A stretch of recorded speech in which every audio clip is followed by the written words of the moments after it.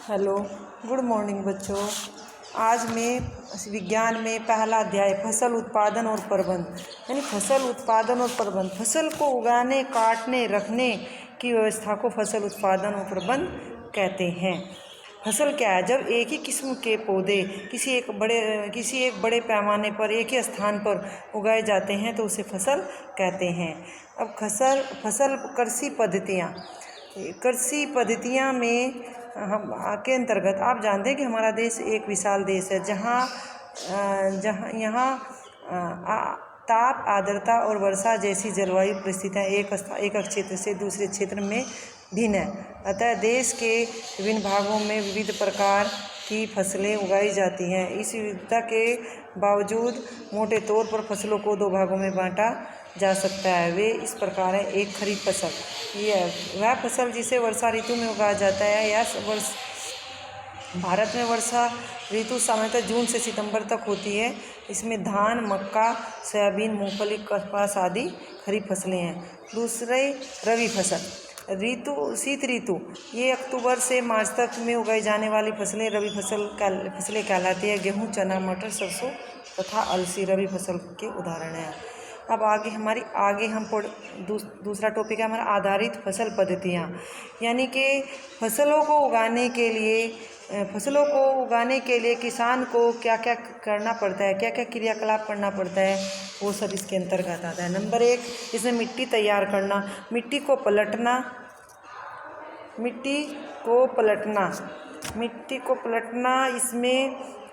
पलटना और पोला करना कृषि का अत्यंत महत्वपूर्ण कार्य है। पोली मिट्टी में रहने वाले केंचुओं, जंतुओं, सूक्ष्मजीवों की वृद्धि में सहायता करती है। भुरभुरी मिट्टी में पानी को अवशोषित करने की क्षमता अधिक होती है, जिससे मिट्टी में काफ़ी समय तक नमी बनी रहती है।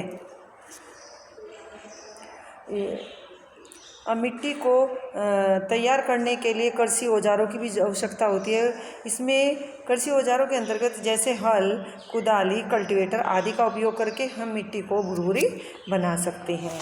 अब दूसरा टॉपिक आ गया बच्चों हमारा बुआई। अब बुआई फसल उत्पादन का सबसे महत्वपूर्ण चरण है। बोने से पहले अच्छी गुणवत्ता वाले साफ और स्वस्थ बीजों का चयन किया जाता है। अब अच्छे बीजों का चयन करने के लिए हम बीजों को पानी के अंदर डालेंगे। डालने के बाद देखते हैं कि जो बीज खोखले और क्षतिग्रस्त है वो पानी के ऊपर तैरेंगे और जो स्वस्थ बीज है वो पानी के नीचे बैठ जाएंगे, और जो स्वस्थ बीज होंगे उनको ही हम मिट्टी में बुआई के लिए उपयोग करेंगे। अब बीजों को बोने के लिए औजारों की भी आवश्यकता होती है। तो इसमें एक परंपरागत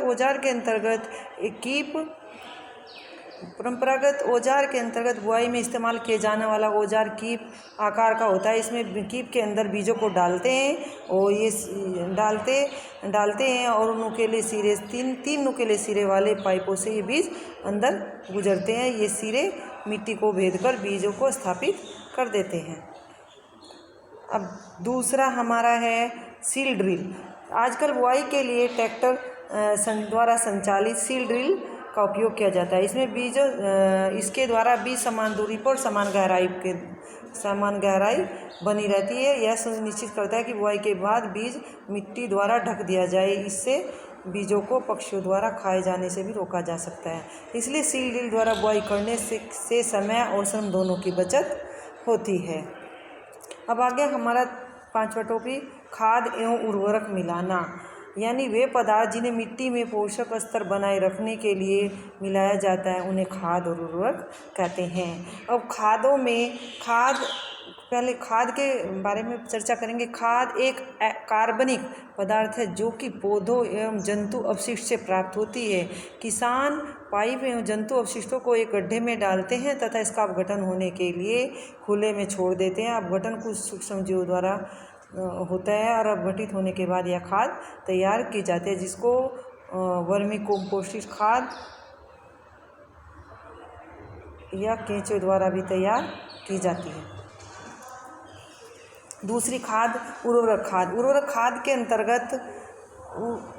अंतर्गत हमारी उर्वरक खाद के अंतर्गत urea, ammonia sulphate, super phosphate, potash, nitrogen, phosphorus, potassium आदि पोटासियम के अंतर्गत आते हैं। इसमें किसान इनको मिट्टी में डालकर मिट्टी के अंदर उर्वरक शक्ति बना सकता है, जिससे अच्छी फसल और उचित पैमाने पर हम अच्छी फसल प्राप्त कर सकते हैं। अब चौथा है हमारा सिंचाई। अब सिंचाई पौधों को जीवित रखने के लिए, बच्चों पौधों को जीवित रखने के लिए सिंचाई करना अति आवश्यक है।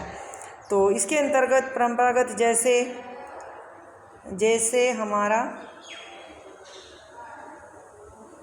मोट, चैन पंप, ढेकली आदि तंत्र परंपरागत सिंचाई के अंतर्गत आते हैं। इससे भी सिंचाई की जा सकती है, लेकिन अब आधुनिक तरीके से भी सिंचाई की जाती है, जिसके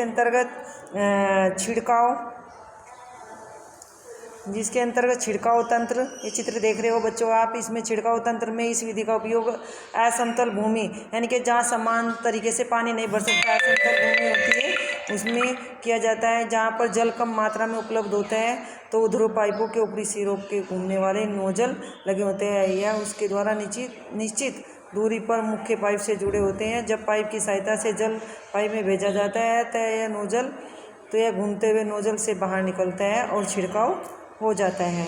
दूसरा है हमारा इसका टॉपिक सिंचाई का डीप तंत्र। इस विधि में बूंद बूंद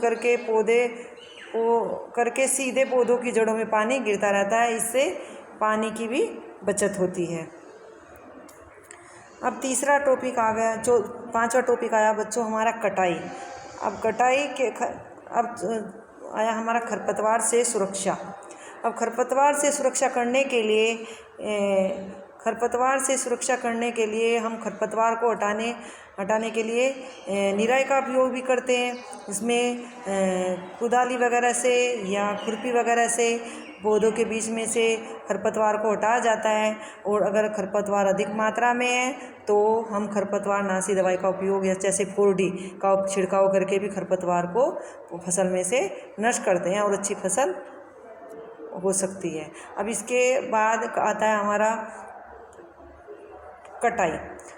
फसल कटाई एक महत्वपूर्ण कार्य है। अब फसल काटने के लिए दरांती की सहायता से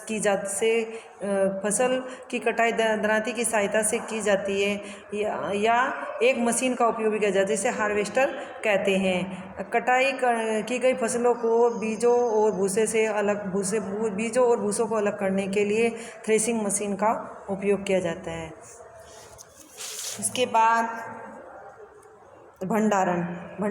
अब बच्चों अब आता है हमारा भंडारण। अब भंडारण के लिए बीजों को फसल को रखने के लिए जो उत्पादित फसल हो गई है उसको क्या करना है, उत्पाद का भंडारण एक महत्वपूर्ण कार्य है। यदि फसल के दानों को अधिक समय तक रखना हो तो उन्हें नमी, कीट, चूहों और सूक्ष्म जीवों से सुरक्षित रखना होगा।